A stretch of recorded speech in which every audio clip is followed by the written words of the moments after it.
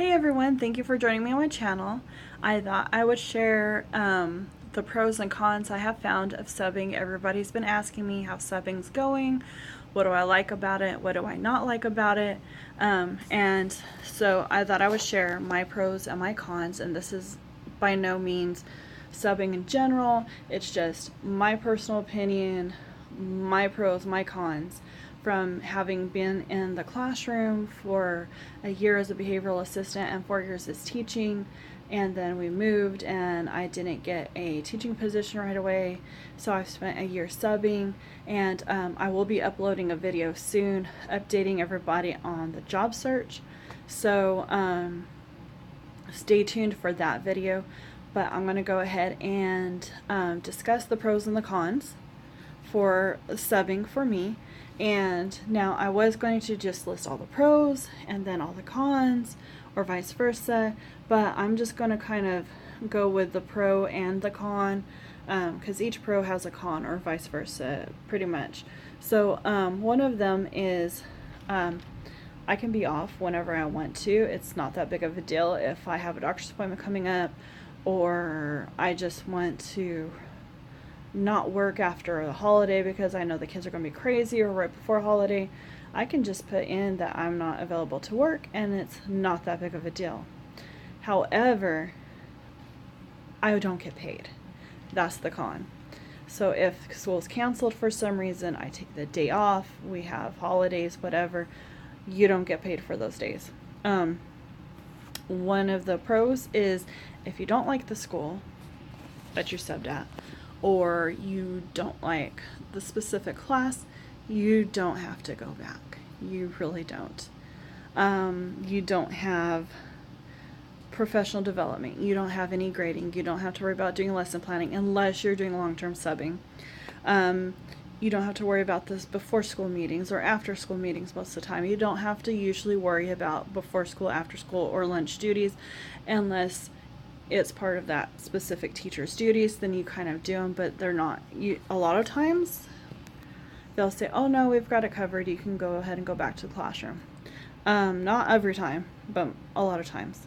The problems with that is, you don't get a bond with the students.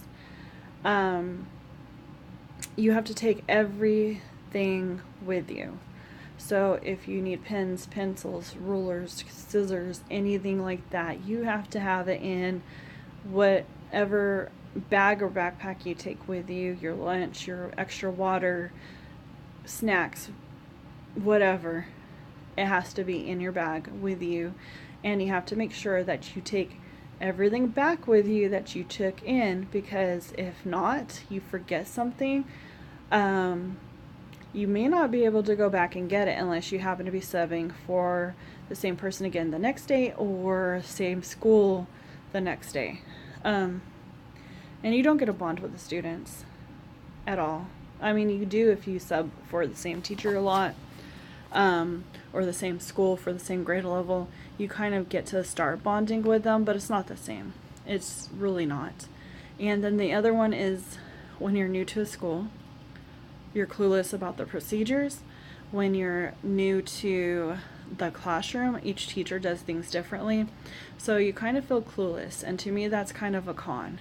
Now some teachers do have it laid out, like exactly how they want it done, exactly what you're supposed to do for each situation. Fire drill, tornado drill, disciplinary action, all of that is laid out completely, and I feel a little less clueless for that, but you still feel a little clueless. And I'm sorry, I keep looking down. I just wrote down all the things so I don't miss any of them. A pro and a con both is like out of the comfort zone. So I taught gifted for 4 years, and so I've subbed from kindergarten all the way through 12th grade. I've subbed at over a dozen schools, elementary, middle, and high school.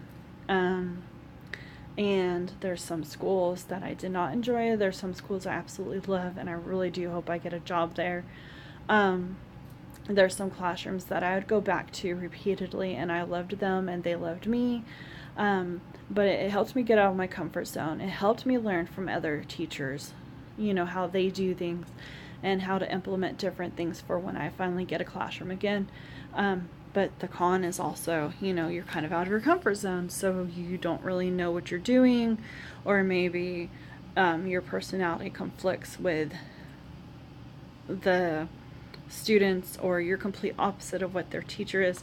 So you're always going to get those kids that are like, that's not how my teacher does it. And I always say, well, I am sorry that I'm doing things differently. However, I am not Miss So-and-so or Mr. So-and-so. So I am going to do things differently because everybody does everything different. So, but that's pretty much it for my pros and cons. I probably can think of some more later on, but I've spent a couple days trying to think of all the different pros and cons, and I meant to put this video out when school got out, but things just got crazy. If you watch my Family Fun and Adventures video, I kind of explained that at the beginning of that video, so you guys can kind of understand.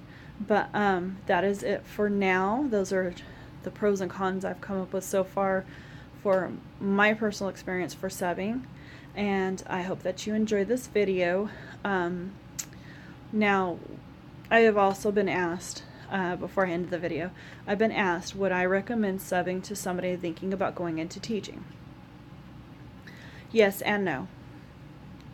Yes, because you kind of get to see how other teachers do things, you kind of get to experience the different level of age groups and such as that, different subjects, whatever. So yes for that, but also no, if you're going to expect teaching to be exactly like subbing, it's not going to be like that, because teaching, you're there with the same kids every day, and they get to know you, you get to know them, and you get to set the rules.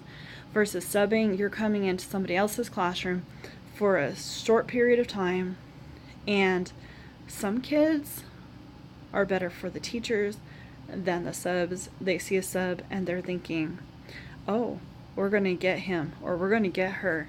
We're going to give them a really bad time. Some kids just don't like change. They don't do well with subs. So you're going to have a hard time with that. But as long as you understand that it's not personal, it's nothing to do with you personally, then I would recommend subbing. If you're waiting for a teaching position, or while you're going to school and you want to become a teacher, or just to see if you like it. I mean, even if you're a retired teacher, I mean, it's a good thing to do, and I've enjoyed it so far most of the time. And I plan to continue subbing until I get a teaching position. But again, thank you for watching this video, and thank you for watching my channel. I hope to see you back again soon. Have a great day, and God bless. And if you like this video, please leave a like, a comment, and subscribe. Bye.